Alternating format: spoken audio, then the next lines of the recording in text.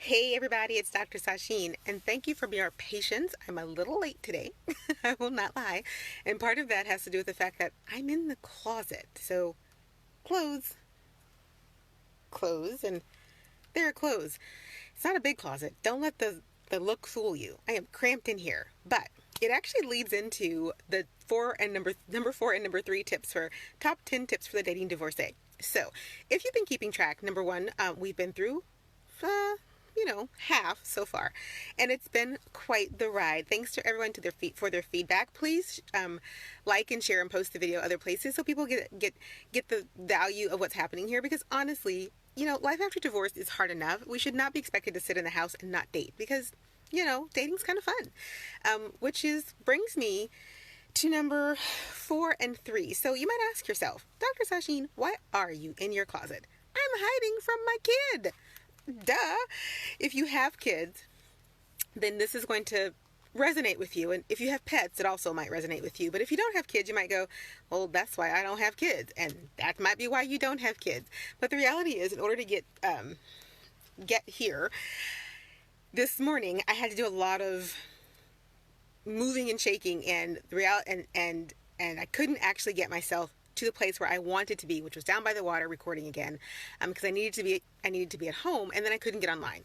All of this is compounded by the fact that I have a 6.5-year-old little boy who started school today, and so he's very excited, but he's also very spastic, and so he was, let's just say there are a lot of things that needed to get accomplished. Not all of them did, so I had to come and hide in the closet to make sure I could actually get the next 2 tips out for you today. So tip number 4 is all about this process of kids, right? But here's what the tip is.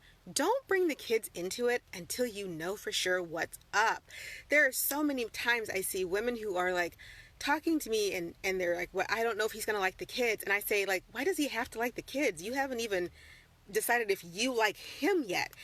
Too much of dating post-divorce is filtered through the lens of who's going to like my kid as much as I am. Is anyone going to love me and love my kid too? Because now we're a package deal. And that is true. And I am not negating that. That is a true statement. And you've got to make sure that before you settle on another husband or wife or mate, that you know how that person feels about your kid and that you're comfortable with how they're going to help you with your child. Because if they're going to marry you or become your life partner in some way and you have kids, you become a family. That's not what I'm talking about. I'm talking about dating. I'm talking about, remember back number 6, number 5, being an adult and going out and having a time, having a few drinks, engaging in some adult activity, all of those kinds of things which have nothing to do with your kids. So here's a common mistake that I see a lot of women make. Men may make it too, but I don't necessarily see it as much. They immediately start talking about their kids. They really want to tell you how great their kids are. They want to bring you into their world and they want to show you how amazing this kid is. And those are all wonderful things. But he is or she is out on a date to get to know their mama.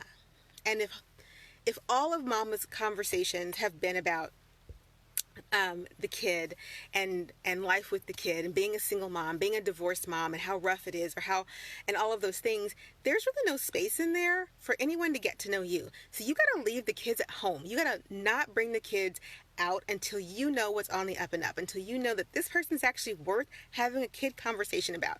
Now, I'm not talking about not showing pictures because we all ask, we want to see, they're cute. I am talking about not spending an hour's worth of dinner extolling the virtues of your precious child who's doing so well coming through the divorce and how, you're trying to co-parent. Those are things that you need to leave for subsequent dates, like maybe months down the road. Jumping deeply into the kid conversation from date 1 indicates that your life is not ready for someone other than your child. And that's not a bad thing. Sometimes post-divorce, we're just not ready to date. We're figuring out what it means to be a single parent, what it means to juggle all of those responsibilities on our own. And we may want some companionship, but we may find out we just don't have the mental bandwidth. We just don't have it. We don't have the mental bandwidth. We don't have the physical bandwidth. We can't do it. And so, sorry, this thing was not supposed to be on. And so it may be that keeping the kids out of it is too hard for you. But that's your clue, and this is a little tough love. That's your clue just to not date yet. Because honestly, I have to say, if I go out on a date with somebody for the first time and all we do is talk about my kid and their kid, I mean, yeah, they're great and all, but can we connect on any other level besides kids? Because I'm a person, and I'd like to think that I was just as interesting as my child. The second piece to keeping the kids out of it is making sure that you don't expose your kids to a lot of people that are going to be fleeting in and out of their world. They don't need that. No matter how old they are, coming through a divorce for kids can be tough. If you read the book that I wrote, So You're Getting Divorced, one of the things I talk about is the adjustment period for children, because it's one of the big issues that people raise all the time. What about the kids? How will they adjust? Well, one of the things that you want to think about, which I haven't actually covered in this book, but it's coming out in the next one, is kids will adjust just fine, but they need time to do so. They also need to be reminded that though they are the center of your universe, you are the center of your world. They also need to be kept protected from random people in and out of mom or dad's space. So make a point and make a promise to yourself that you'll keep the kids safe by not exposing them to a lot of strangers or a lot of people that you might be dating a couple of weeks and then they're gone. They don't need to know about that. They can know their name and that you're going out, but they don't need to spend a whole bunch of time with them, and they definitely don't need to be having them in your house. But also, you need to remind yourself that you are partially a mother, but you're also partially a woman with needs or a man with needs. So keep the kids out of it until you know what's on the up and up. You wouldn't just bring any stranger around. So make sure that you've done your due diligence. And part of that due diligence is spending enough time with them on your own to determine if you even want them to spend time with your kids. Because so many of us just go, oh, what? Let's just go hang out with the kids and see if we all get along. What if you don't like them after 2 weeks? Woo, there's drama. All right, number 3. This is why we're really in the closet. Below me is my underwear chest. I have a big chest down here. If you have been married for a while and you don't happen to be someone like me who just loves pretty underwear, by the way, this conversation may not be safe for work anymore, who just loves pretty underwear, so tends to buy pretty under things because I like them and I wear them for myself. But if you're not that kind of person and you're just like, well, underwear. No. No. Back that train up. You are getting back out into the dating world post-divorce. You need to throw away as many pairs of your old underwear as you possibly can without going naked, unless you like going naked, in which case, good for you. But if you don't, then you need to get rid of all the underwear that you've been wearing while you were married. Here's why. Energy is in everything that we do. The clothes that we wear. I'm not going to tell you to throw away all your clothing, though I will recommend that at some point. But I am going to tell you to get rid of all the old underwear, because there's no way you're going to feel good about yourself and like you're embarking on something new and exciting, titillating, all senses engaged if you're still wearing the same old underwear you wore when you know who was still a part of your life. It is amazing what a good pair, a beautiful set of underwear can do for your self-esteem. Ladies, let me talk to you for a minute. You may be the type who's like, I don't buy anything except what I can find at Walmart or Target or whatnot. Let me tell you something. When you decide that you are going to become this amazing woman whose needs are met and fulfilled, go buy yourself a pretty bra. Get the set of matching underwear. Go to Torrid, Victoria's Secret, Lane Bryant, Soma, La Perla, wherever it is that you are like, I would never shop there for underwear. Lower your nose for a second. Walk into the store. Get a good bra fitting, because that's what they're there for. And just feel the fabrics. Touch the fabric. Allow your fingers to run across those fabrics.